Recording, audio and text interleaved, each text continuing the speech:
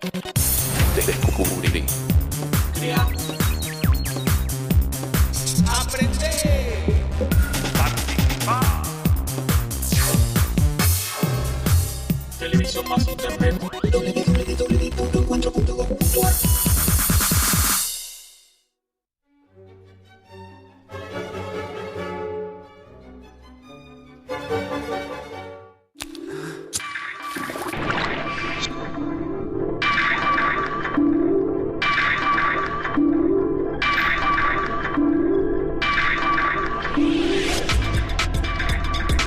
Golpe al narcotráfico en Misiones. Prefectura incautó 2 toneladas marihuana valuadas en 11 millones de pesos. Esta es la sociedad en la que vivimos, la del consumo compulsivo. Buscamos productos, sensaciones, sustancias que alivien nuestra ansiedad, nuestra insatisfacción. En ese camino muchos se encuentran con las drogas. Las drogas no son un objeto de consumo más. Producen una dependencia física y psicológica muy difícil de controlar. Actúan directamente sobre las zonas vulnerables de la personalidad, brindando una falsa sensación de bienestar, de seguridad. Pero con el tiempo terminan por anular la voluntad de quien las usa. Estaba todo bien. Hasta que un día me fui a una fiesta. En el vidrio del baño me puso una línea. Y me dijo, aspira esto. Y de ahí dije, uy, me ponen las repilas, pero repilas, porque había salido recansada de trabajar. Y me puso repilas, re fiesta ahí. Los motivos del consumo son muchos, son complejos y depende mucho de cada persona y también de cada grupo. La primera vez que fumé marihuana fue a los 16 años. Estaba con una novia que tenía en aquel entonces, que tenía 19 ella, y con un grupo de amigos de ella que eran de la edad de ella y más grandes también. Prendieron uno, empezó la ronda hasta que llegó a mí y como estaba medio curioso, fumé y lo pasé. Me acuerdo que iba con un amigo y él probó antes que yo. Y me dice, tenés que probarlo. Entonces al fin de semana siguiente fui y lo probé. Y me fascinó. Me encantó esa pastilla, esa droga. La persona que consume droga de manera abusiva es una persona que tiene una determinada serie de problemáticas personales, que se va aislando, que muchas veces queda prisionero de esta idea de yo lo manejo, hasta que llega un punto que ya no lo puede manejar. El efecto en sí me atrapó mucho. Porque tenía 16 años. Porque ese día cumplía 16 años. Porque tenías una vida por vivir, porque hoy no la tenemos. Era una adolescente, tenía 16 años, fue a bailar, mezcló éxtasis con alcohol, se descompuso, entró en coma y murió. Una mezcla explosiva, una combinación letal. Cuando una sustancia está mucho tiempo disponible, el organismo se acostumbra a ella. Y para poder entonces provocar el mismo efecto, requiere aumentar la dosis. De lo esporádico pasó a... ¡Ay, no! Y empecé a consumir de día. Que en determinado momento y por determinada situación personal, familiar o laboral, ese consumo se disparó y ya no pudo parar. Todo el día consumiendo.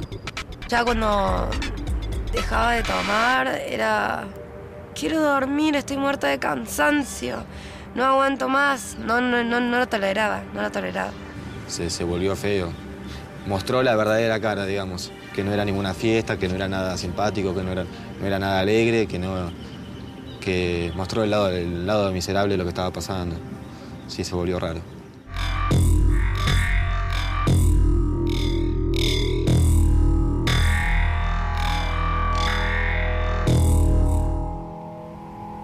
Las drogas forman parte del consumo cotidiano en todos los sectores sociales y en todos los rincones del país.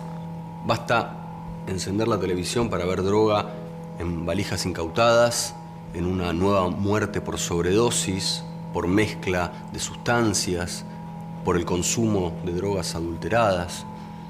Salimos a la calle y vemos grupos de personas fumando marihuana, chicos inhalando pegamento.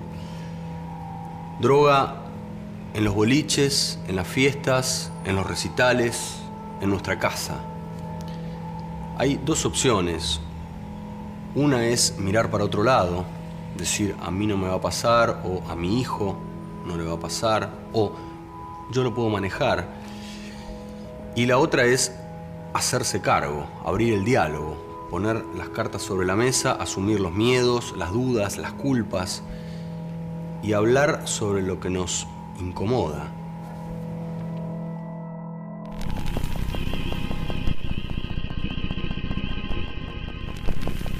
Un problema con el tema de las drogas es el temor que muchas veces, especialmente los adultos, tienen en relación al tema.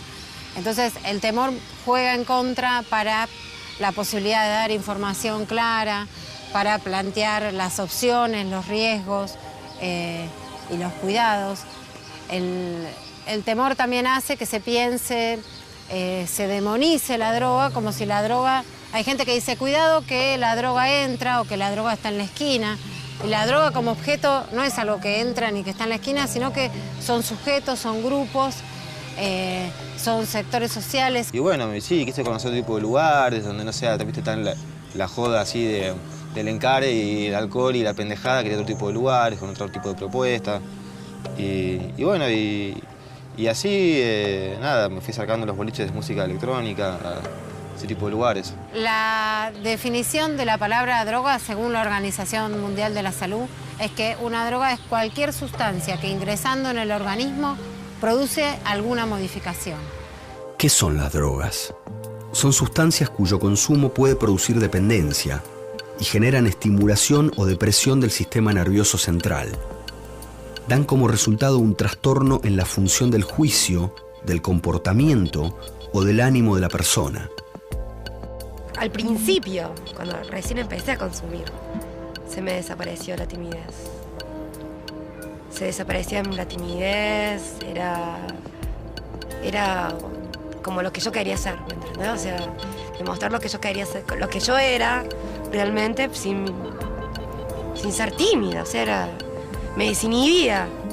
Desde un punto de vista farmacológico, las drogas se dividen en narcóticos, como el opio y sus derivados, la morfina, la codeína y la heroína, estimulantes, como las anfetaminas, el crack y la cocaína, y alucinógenos, como el LSD, la mescalina, el peyote, los hongos psilocibios y los derivados del cáñamo, como la marihuana y el hachís. Las drogas actúan sobre el cerebro, la mayor parte sobre ciertas funciones que tienen las neuronas en el momento en que se transmite la información entre una y otra. Si tenemos una neurona, cada neurona se intercomunica con otra neurona a través de los axones.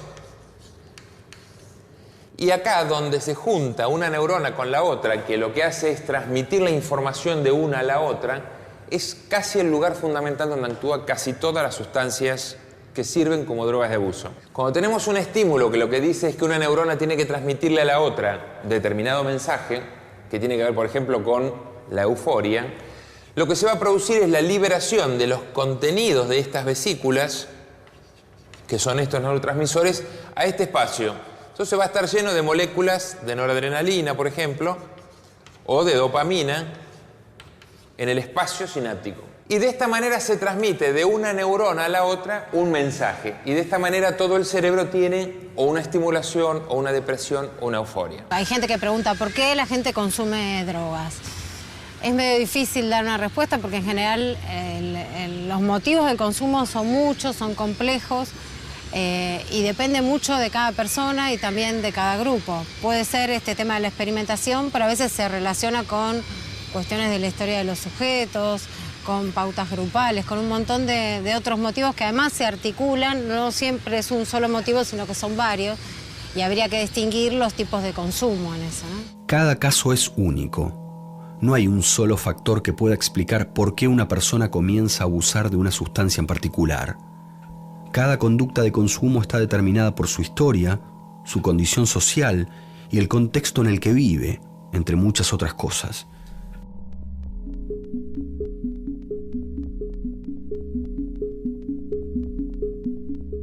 Y la primera vez que fumé sentí, al principio no mucho, digamos que tardó un poquito más, ¿no? Fumé, lo pasé, al rato volvió a pasar y en un ratito empecé a sentir un poco de calor en en la cabeza, en la frente, en los ojos. Igual no quería hablar mucho porque la mayoría de ellos estaban muy acostumbrados a fumar y no quería quedar como fuera de lugar, pero sí, terminé después cuando iba para mi casa, nada, sentía que caminaba un poquitito, así que me deslizaba por el aire y me fui a tomar el colectivo y fui todo el camino mirando por la ventanilla y nada, pensando cualquier cosa. El cannabis es una sustancia psicoactiva tomada del cáñamo que tiene su origen en la India. A sus flores o cogollos se les llama en la jerga marihuana y en su forma resinosa se llama hashís. La forma más usual de consumo es en forma de cigarrillo liado a mano. En estos casos se usan directamente los cogollos secos y desmenuzados o bien el hashís mezclado con tabaco rubio.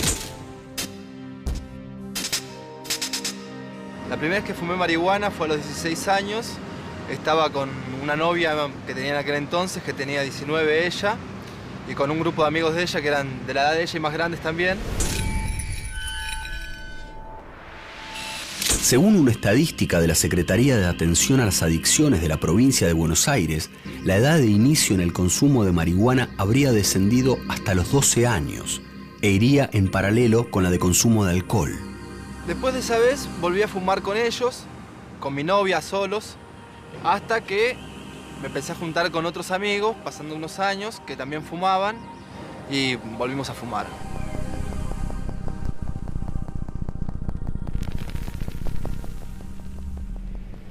Las drogas generan dependencia. Algunas activan mecanismos que hacen que el cuerpo las reclame cada vez en mayor cantidad. Otras no generan una necesidad desde un punto de vista orgánico, pero sí psicológico. Bueno, si bien yo fumo, intento hacerlo por periodos, no fumar todos los días. Tengo conocidos que sí fuman todos los días, o conozco gente que para hacer todo lo primero que hace es fumarse un porro a la mañana y de ahí salir, y después uno al mediodía, después uno a la tarde. Que si bien no es por ahí una adicción física, sí es una adicción de la cabeza, ¿no? Que el tipo elige estar todo el día de mambo y en base a eso también descuida algunas cosas, ¿no? Como por ahí el laburo, como por ahí relaciones con la familia. Encontraron un camión con más de 500 kilogramos de marihuana, 4.500 kilogramos, 4 hombres detenidos. Cuando una sustancia está mucho tiempo disponible, el organismo se acostumbra a ella. Y para poder entonces provocar el mismo efecto, requiere aumentar la dosis. Es algo bastante típico de ver que la persona bajo el efecto de marihuana está muy eufórica, pero todo lo contrario, estimulada. Al principio cuando fumaba era como muy fiesta, ¿no? La sensación. Después con el tiempo me fui acostumbrando más porque empecé a fumar más seguido. Y ahora depende de la situación. Hay momentos en que si salimos de fiesta o si estamos con muchos amigos, por ahí nos quedamos riéndonos, no sé, hasta las 5 de la mañana, si es un fin de semana.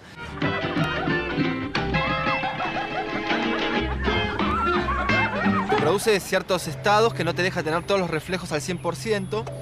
Entonces, de alguna manera, hay cosas que tenés que tener un poco de cuidado. Vos no podés andar manejando, subirte a una bicicleta, o andar manejando cuchillos o cosas así cuando estás medio fumado porque te puede llegar a ir mal. Tenés que cuidarte también, ¿no? Bastante, para fumar y estar tranquilo. Para manejar esos estados evito situaciones que me puedan llegar a complicar, ¿no? O sea, no voy a andar subiendo un auto a manejar.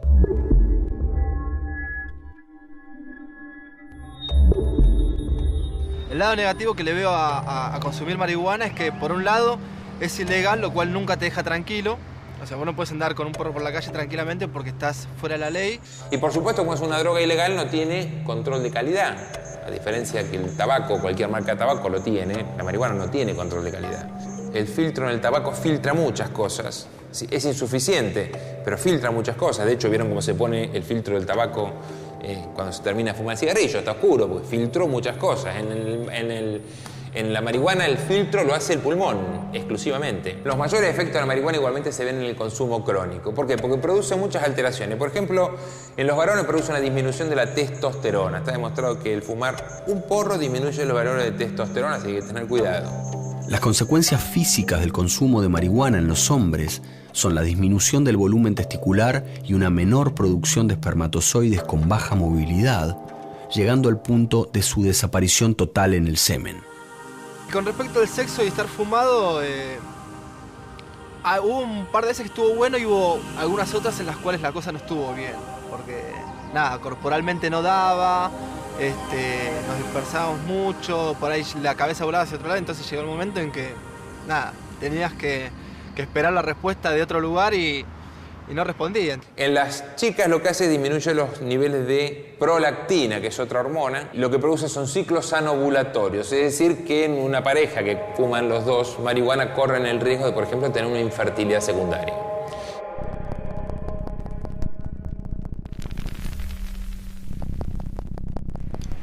Entre los usuarios de drogas, el que tiene acceso a la compra de la sustancia, por ende el que maneja mayor cantidad de dinero, es el que generalmente tiene mayor prestigio y por ende mayor poder.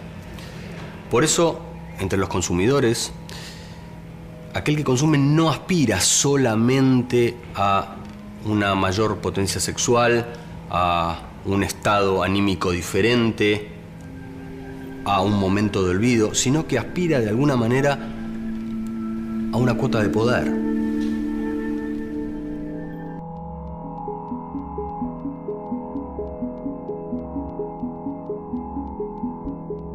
Me seducía eso, me seducía de él que sabía todo.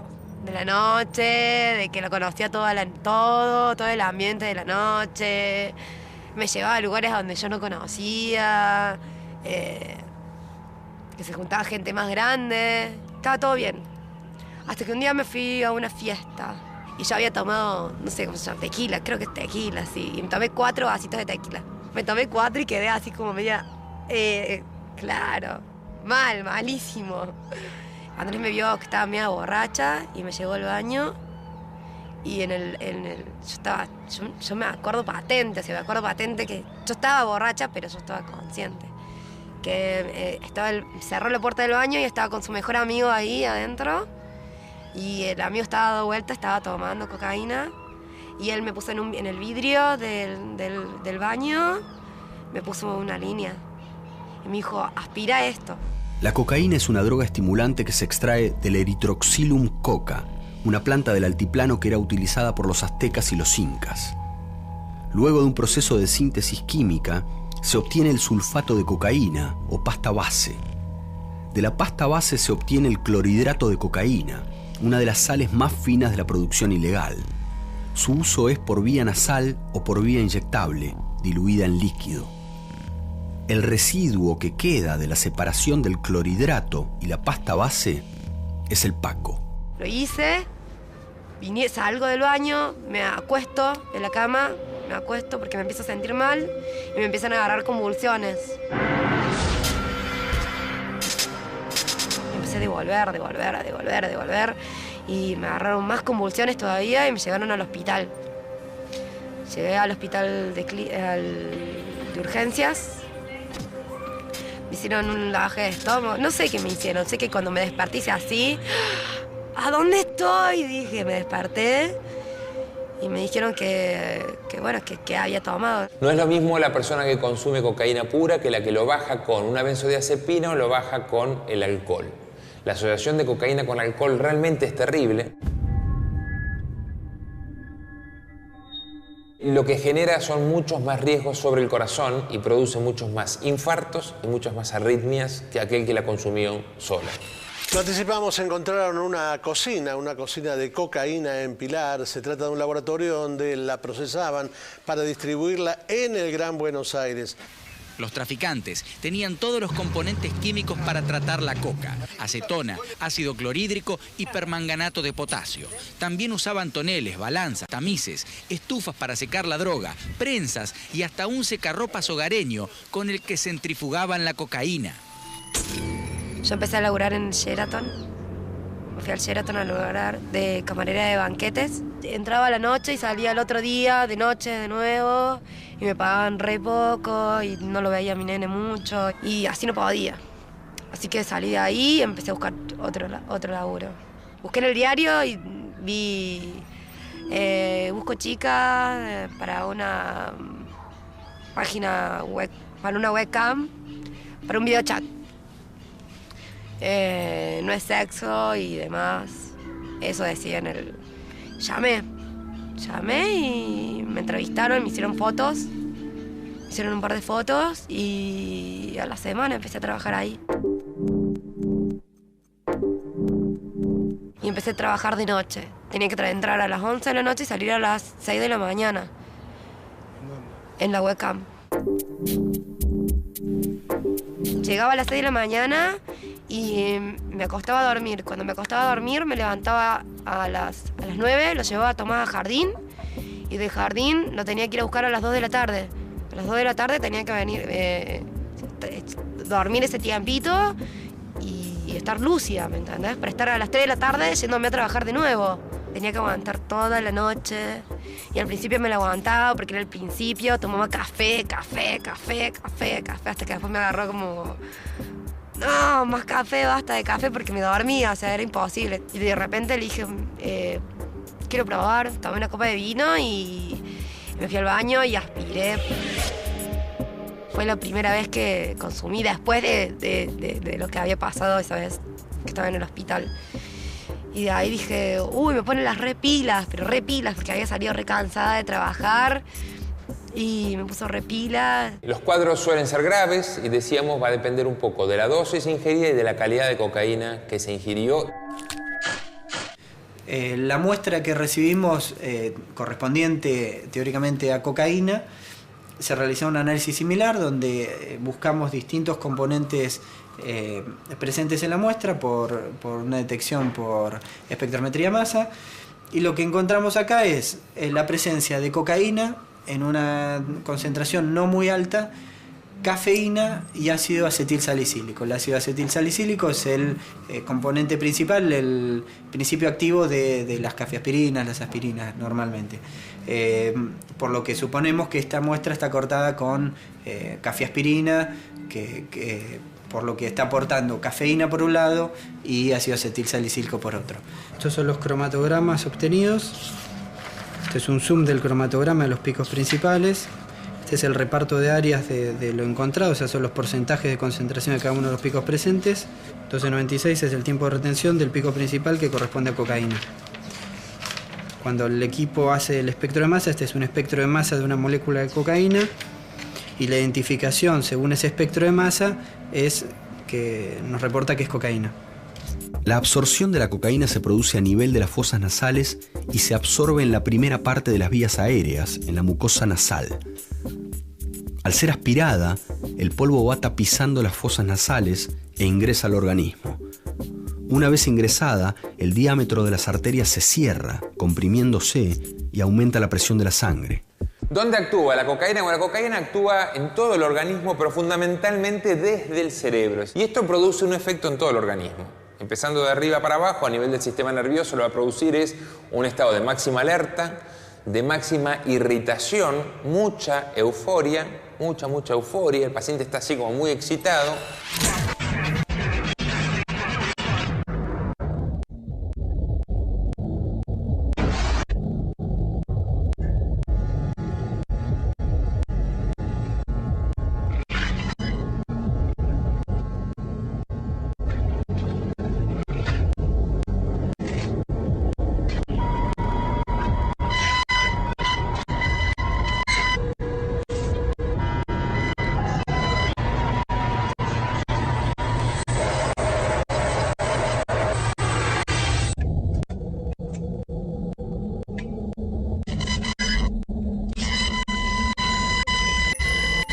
Pero el estado ya cuando dejaba de tomar era... Quiero dormir, estoy muerta de cansancio. No aguanto más. No lo toleraba. Y ya se me había hecho insoportable. O sea, no aguantaba ni media hora a hablar y quería consumir. Y consumía. De lo esporádico pasó a... ¡Ay, no! Y empecé a consumir de día. Llegaba a mi casa a las 2 de la tarde y estaba así. Muchísimas de las personas que nosotros atendemos en nuestros centros han vivido también esta experiencia de poder durante muchos años o durante mucho tiempo sostenerse con un consumo esporádico que en determinado momento y por determinada situación personal, familiar o laboral, ese consumo se disparó y ya no pudo parar. Todo el día consumiendo. Me gasté 3.000 pesos en 2 semanas. Por las drogas.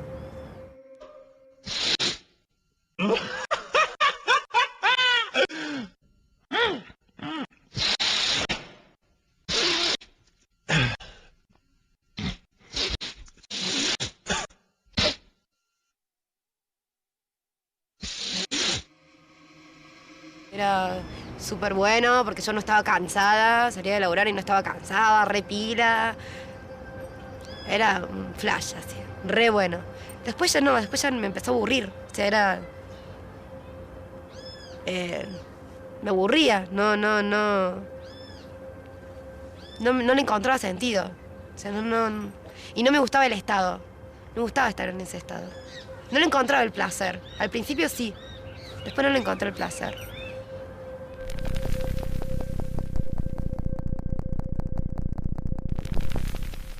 Para muchos, el abuso de drogas comienza como un juego, como una forma de experimentación, una curiosidad. Pero a medida que el consumo se va acrecentando, el malestar físico, los bajones, van cobrando cada vez más peso frente al placer cada vez más efímero que puedan proporcionar las drogas. De alguna manera, la omnipotencia que uno sentía al principio va dejando lugar a la impotencia. La persona que consume drogas de manera abusiva es una persona que tiene una determinada serie de problemáticas personales, que se va aislando, que muchas veces queda prisionero de esta idea de yo lo manejo, no solo la droga, también la problemática de su propia vida. Y esto va haciendo que se vaya aislando cada vez más y metiendo en encrucijadas hasta que llega un punto que ya no lo puede manejar. Dada su alta capacidad de producir daños y hasta destrucción celular, las sensaciones que eran placenteras en sujetos recién iniciados se convierten en efectos desagradables como agitación, llanto, irritabilidad, alucinaciones visuales, auditivas y táctiles, delirio paranoide, amnesia, confusión, fobias o terror desmedido, ansiedad, estupor, depresión grave y tendencias suicidas.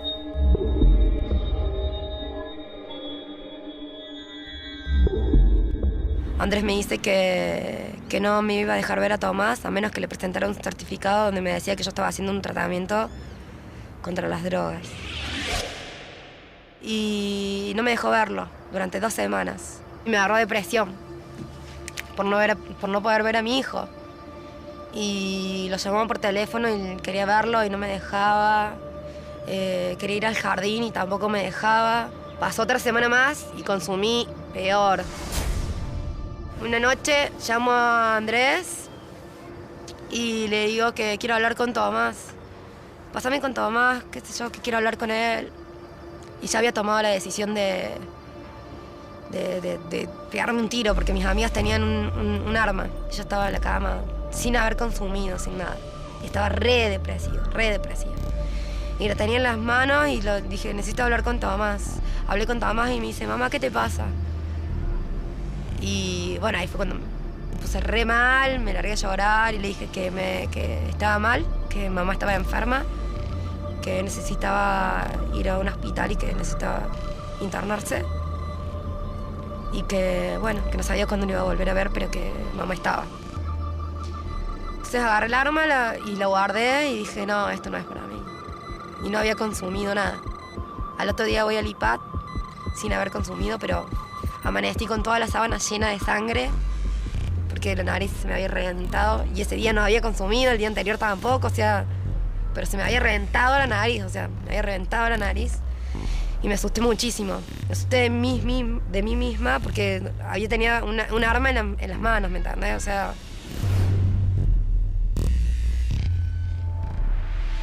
La causa de muerte en la cocaína se puede dar por distintos motivos. Uno de ellos son por hemorragias cerebrales, es uno de los más frecuentes. Esta el aumento de la presión intraarterial hace que la arteria cierre su calibre, aumente la presión y las arterias más chiquititas se rompen.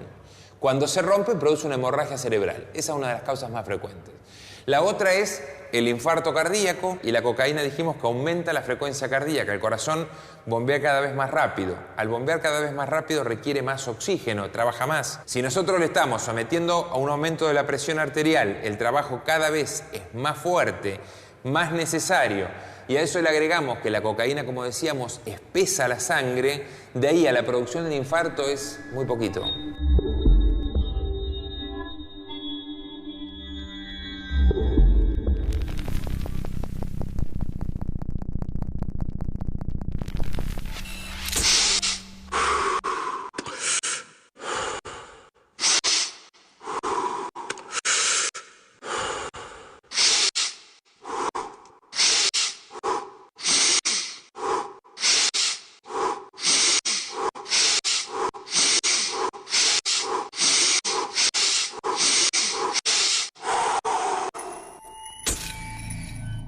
Éxtasis.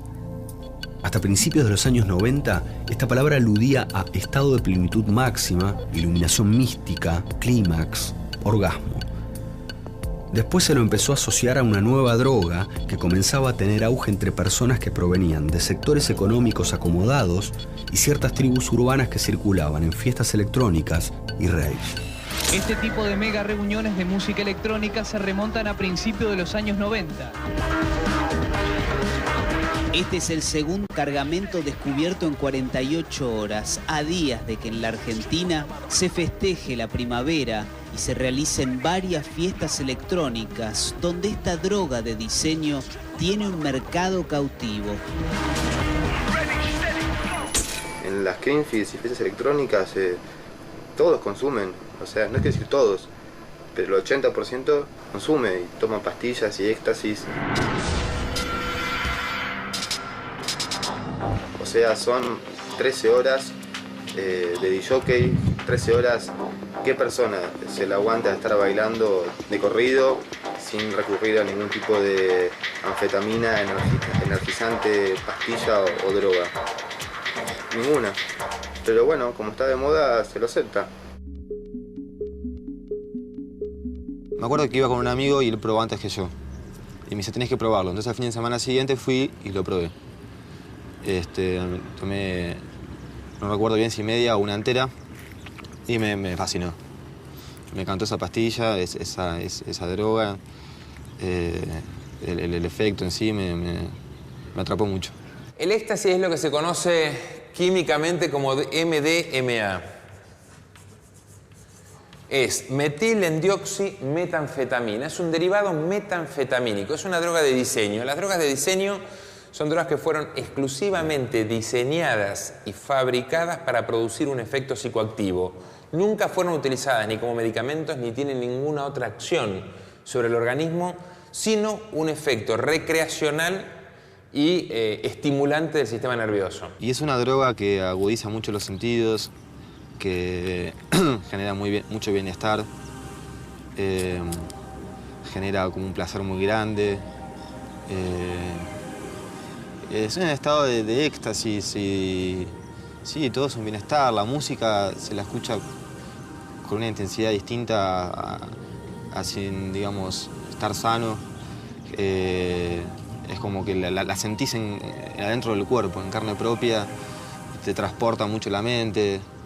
Es como que estar volando, una abstracción total, y todo ese ritmo de la música. Y genera eso, como un bienestar muy grande, como mucho amor, no sé cómo explicarlo. Sí, mucho amor, mucho cariño, alegría y también euforia, ¿no? Obviamente. Este clima que se genera dentro del boliche, la buena onda entre todos, esta puesta visual que se hace en estos boliches electrónicos, se pone una puesta en escena como más importante. Realmente las fiestas son más caras que los boliches. Se pueden ir desde 80 pesos para arriba. Depende de quién, qué y qué lugar. Sí, la entrada del boliche, las drogas, los cigarrillos, el agua mineral, esto que lo otro. Principalmente la entrada y las drogas, es lo que más gastaba. El agua pues se veía, de última se veía, pero sí, se me iban 200 pesos fácil. Sí, y así como si nada. Un verano que mi familia se fue de vacaciones, quedé solo en mi casa y le comento a un amigo, che, estoy solo, ¿por qué no le decís a este grupo de gente, este grupo de amigos, que vengan a casa, ponemos el equipo de música y tomamos las pastillas ahí y hacemos una fiesta privada en mi casa? Y vinieron esa noche y así, no sé, de repente se sucedió de que esto duró 15 días consecutivos, ¿viste? Había uno de los flacos que conseguía estas pastillas como si nada, todavía no sé cómo hacía.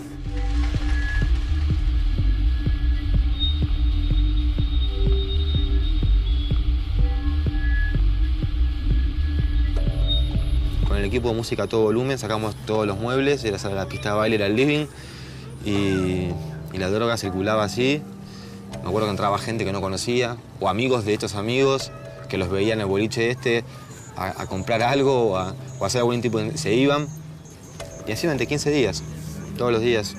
Era la noche, tomar el éxtasis, y en el día fumábamos, hacíamos otra cosa. Hay una definición de drogas, una definición antigua, que dice que las drogas son al mismo tiempo veneno y remedio. Lo que pasa es que hay así como una sensación de vacío posterior que tiene que ver con esta cosa de angustia. Y que, bueno, tiene que ver con todo un aparato psíquico que hace que el por qué se consumió y al otro día qué pasó. Y bueno, es decir, tiene que ver con cuestiones muy personales de cada uno, ¿no? Y sí, se puso raro. Ya lo último ya estábamos destruidos. Sí, se puso raro. Se volvió feo. Mostró la verdadera cara, digamos. Que no era ninguna fiesta, que no era nada simpático, que no era nada alegre, que mostró el lado miserable de lo que estaba pasando. Sí, se volvió raro.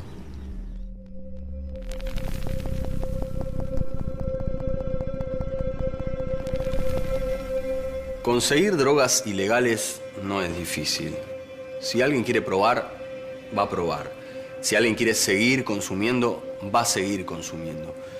Yo creo que el tema es conocer los riesgos.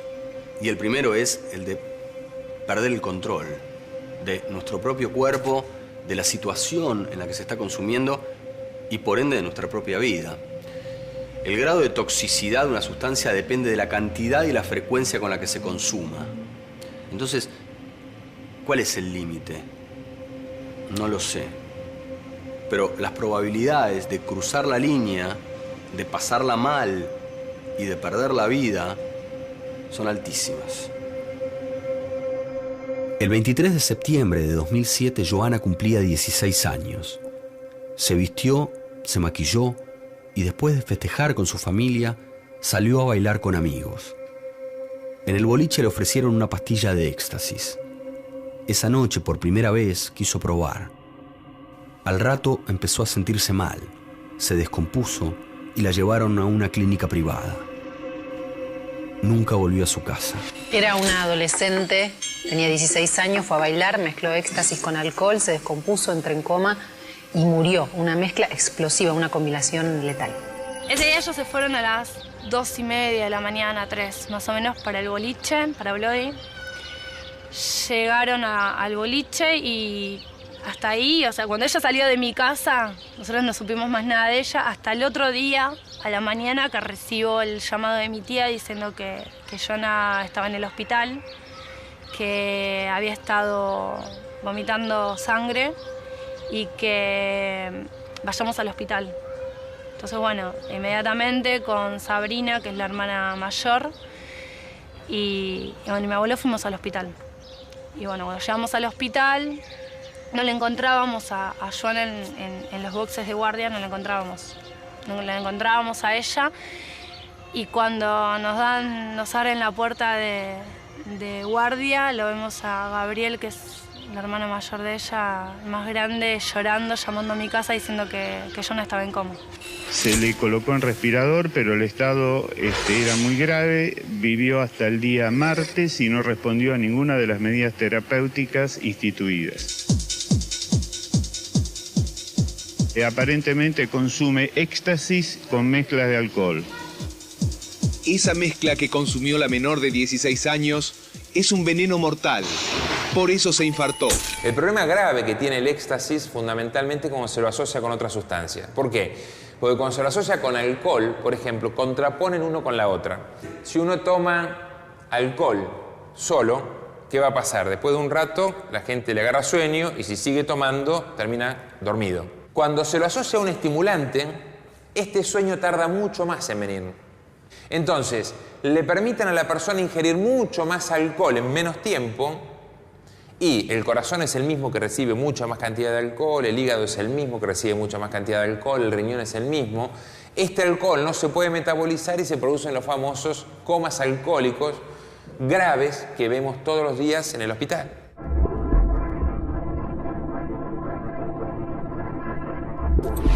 Todo ocurrió en un boliche llamado Bloody Sound en Aedo. 3 amigos que no quisieron dejar sus nombres la internaron en el Santoyani, donde agonizó y murió. Una piba normal, sana, con un montón de proyectos. Con un montón de proyectos en el sentido de que ella quería ser abogada, con proyectos de que tenía ganas de vivir, de que ese día se había comprado un montón de cositas nuevas para salir a bailar, a festejar sus 16 años. La adolescencia en ese punto se relaciona con el peligro porque hay una búsqueda del límite que es distinto en cada adolescente y habría que pensarlo también muy fuertemente relacionado con el contexto. No es lo mismo ser adolescente en un barrio pobre que ser adolescente con acceso a un montón de recursos o con pertenencia en instituciones. Hay adolescentes que tienen hijos, adolescentes que trabajan, entonces ese transitar por ese momento cambia según los contextos y las situaciones. La adolescencia no es lo mismo en cualquier lugar. Por ejemplo, un chico que pertenece a sectores medios, con papás que tienen trabajo y cierta formación cultural y demás, los problemas que están, por ejemplo, ligados a la cuestión de drogas o de comportamiento, aparecen en el periodo de la adolescencia, entre los 16 y los 18 años. Generalmente tienen que ver con el punto de pasaje, ¿viste?, del que hablábamos. No todos los chicos viven la adolescencia de la misma forma. Algunos la transitan en medio de la marginalidad y la pobreza, mientras que otros tienen acceso a una educación y viven dentro de un marco social y familiar que los contiene un poco más. Los sueños, las ambiciones, los proyectos son diferentes. Las drogas y sus efectos son diferentes. Pero en todos casos, el consumo de alguna manera siempre nos está hablando de lo mismo, de cuestiones de tapar, cuestiones no satisfechas y a la vez que no pueden ser expresadas, manifestadas ni transformadas.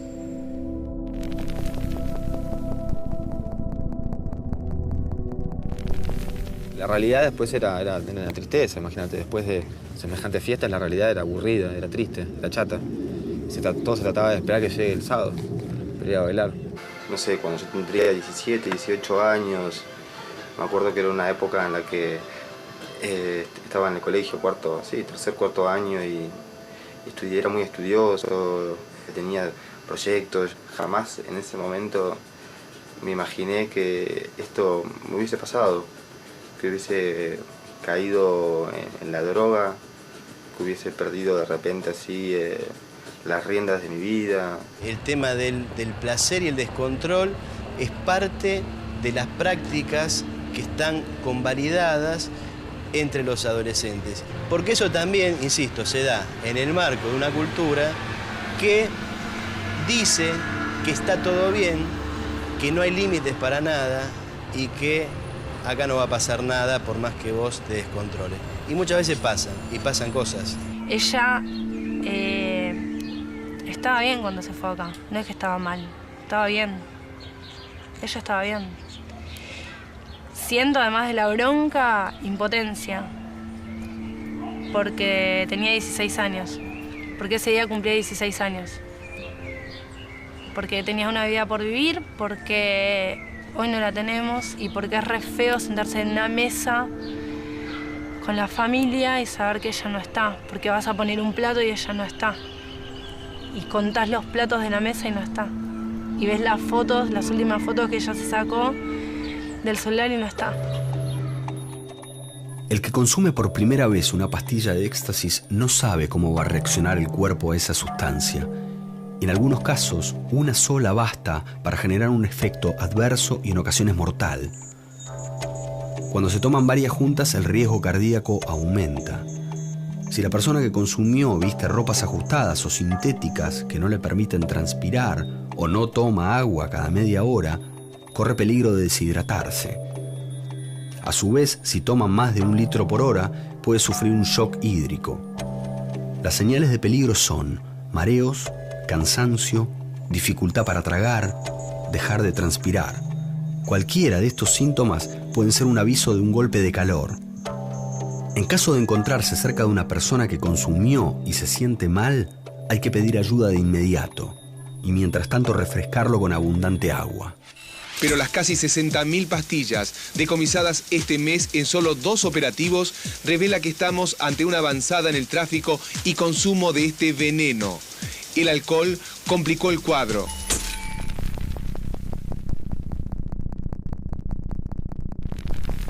Los tratamientos disponibles en la actualidad se basan en la teoría de la abstinencia total, en grupos de autoayuda o en la de reducción de daños y riesgos.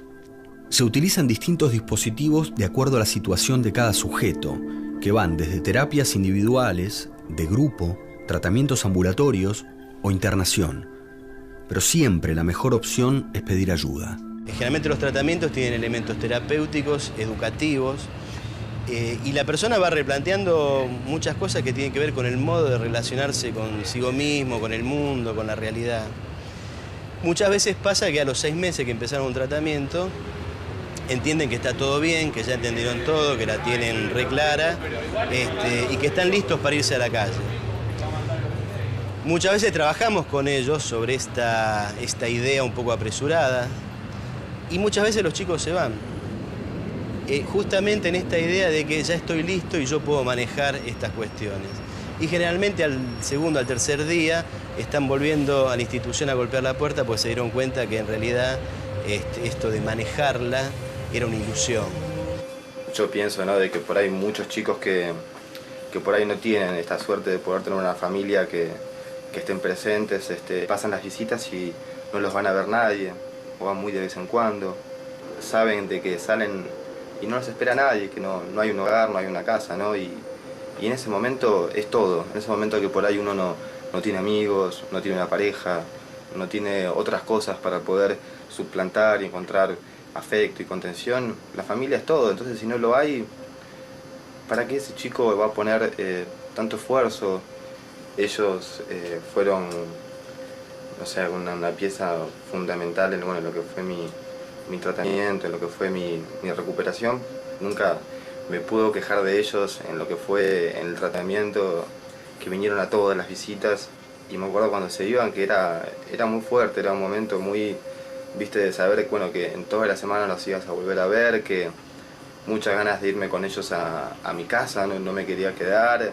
Muchas veces la gente pregunta cómo se sale de las drogas o qué se puede hacer ante, por ejemplo, un adolescente que se le encuentra con un cigarrillo de marihuana. Las mejores experiencias son experiencias en las que las personas pueden hablar acerca del tema, en las que se trata de buscar no condenar, no estigmatizar al sujeto y tratar de escuchar mucho, más que hablar, que escuchar.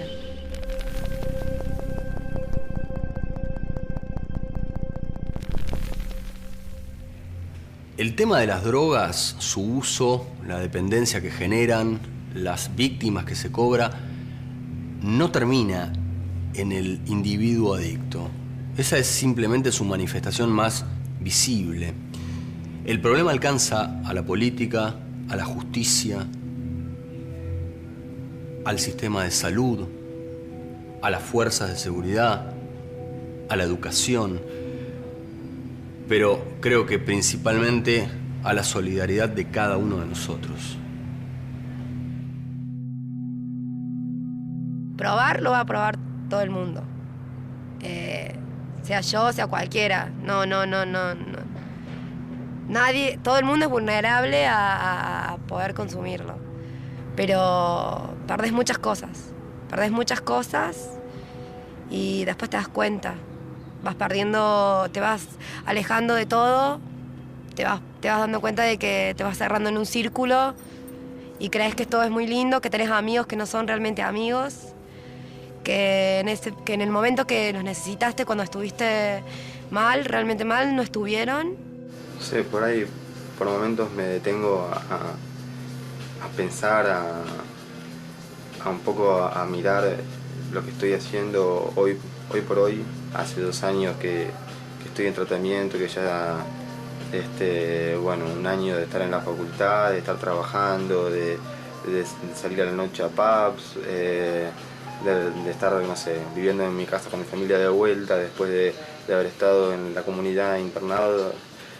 Y nada, empezás a funcionar de vuelta como estudiante, como trabajador, como hijo, como hermano, como amigo, y de repente parás y mirás alrededor tuyo y decís, hace 2 años, no sé, por ejemplo, una noche como hoy, a esta hora, yo estaba encerrado en mi cuarto, muy drogado, paranoico, mirando para todos lados, aislado, solo, sin poder salir de todo eso, y es como muy loco, ¿no?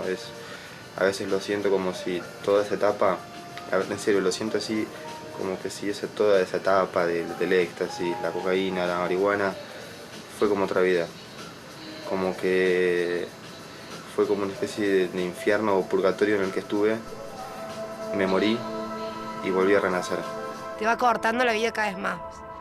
Y si seguís, probaste una vez, probalo, pero no te lo aconsejo para nada, en absoluto, ¿no? A los que todavía no lo hicieron, les llama la atención, no tienen ganas de ir, que bueno, que no se pierdan de nada, que la diversión y el bienestar pasa por uno mismo.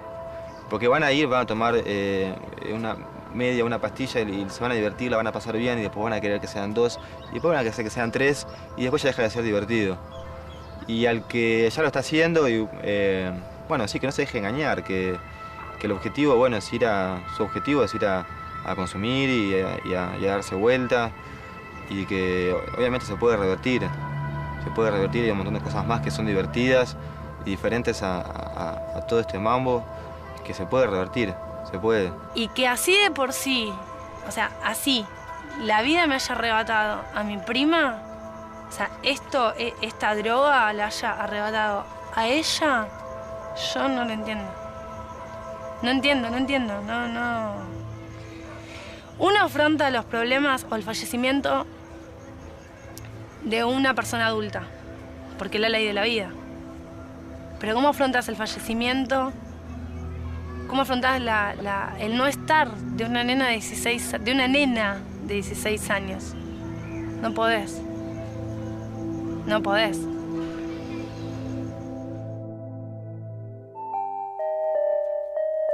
Si vos o alguien cercano, un familiar, un amigo, están sufriendo por su adicción a las drogas y necesitan ayuda, podés acudir a Narcóticos Anónimos de Argentina. NAR Anon. Cedronar. Subsecretaría de Atención a las Adicciones. Ministerio de Seguridad. Hospital Fernández. Hospital Posadas. Centro de Toxicología del Hospital Pedro Elizalde. Hospital de Niños Ricardo Gutiérrez. Hospital Sor María Ludovica de la Plata. Centro de Toxicología de Rosario. Hospital de Niños de Córdoba. Hospital de Niños de Salta. Centro de Toxicología Municipal de Tucumán. Asesoramiento de análisis toxicológico.